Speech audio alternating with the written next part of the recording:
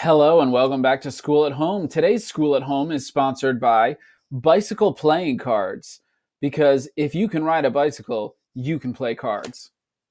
All right, let's jump into the next lesson about the American colonists and King George, right?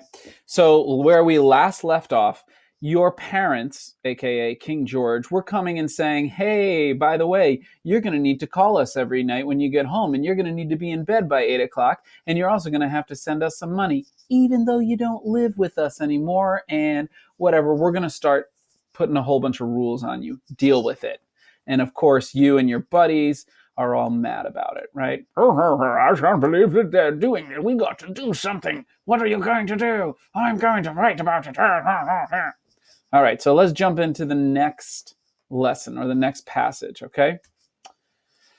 This is called colonial opposition, right? When you oppose something, you go against it, right? So if you oppose your parents' rules, you say, no thanks, not doing it.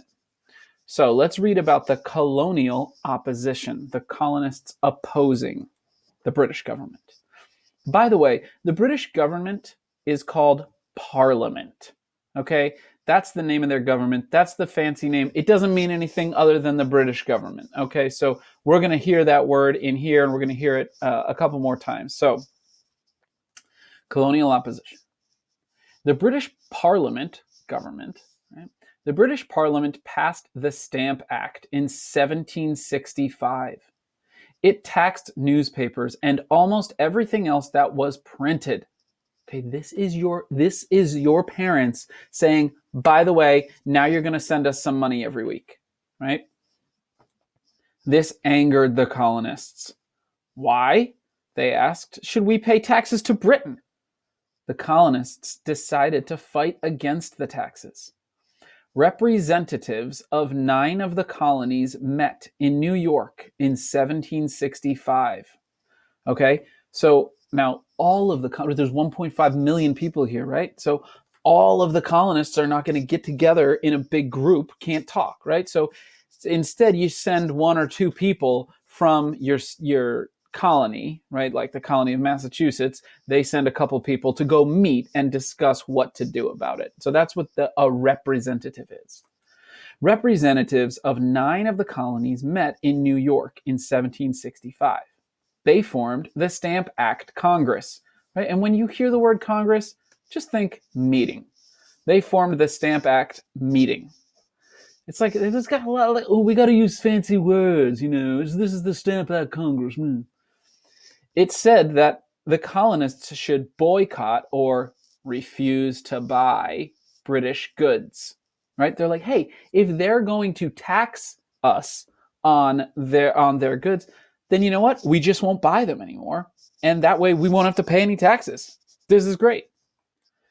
Groups called the Sons of Liberty also fought against British taxes.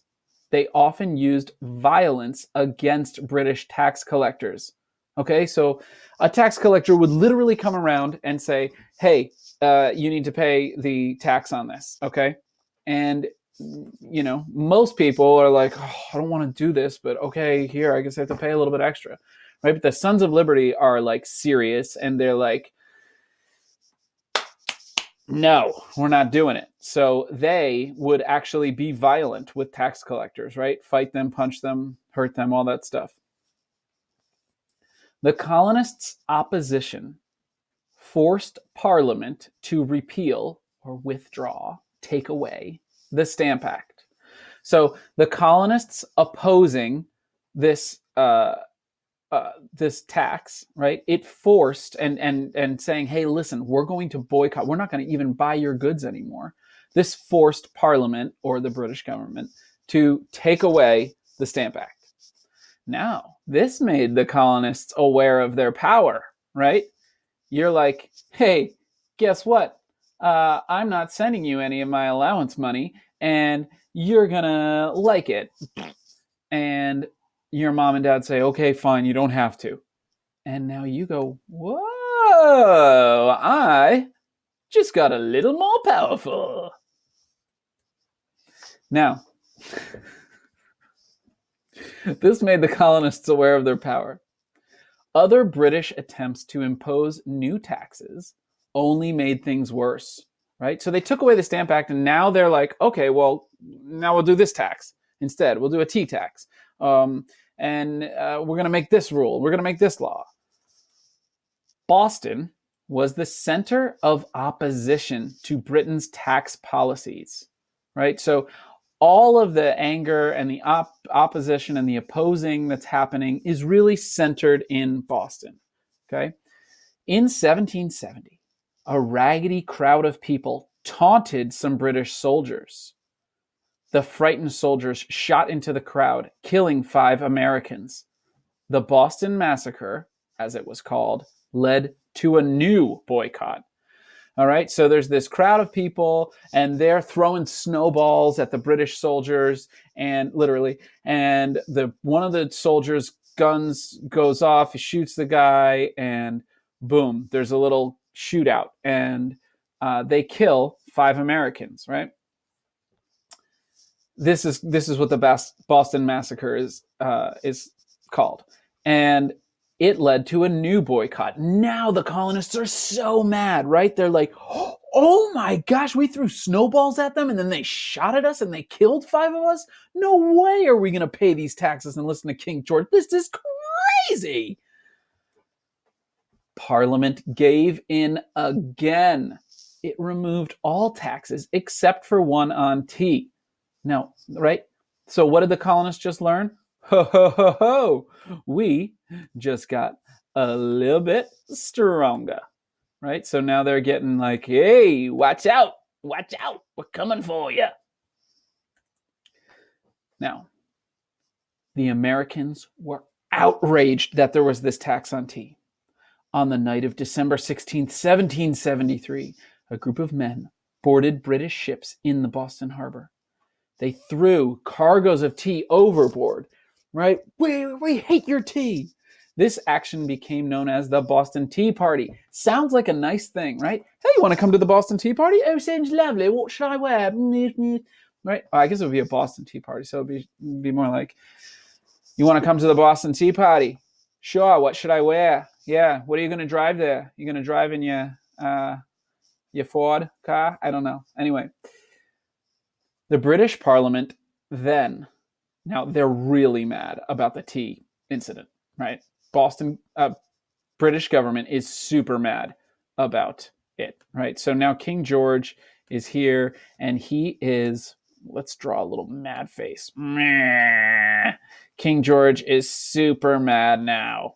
I don't like what you did with the tea. If I could make this guy wag his finger, he would. British Parliament passed 4 harsh measures in 1774. The colonists called them the Intolerable Acts. The acts closed the port of Boston. They took away many of Massachusetts' rights of self-government, and they allowed British troops to be housed in private homes. Okay, this is bad news. This is very bad news. So he's like, listen, you're going to throw my tea in the sea? Well, here's what I'm going to do.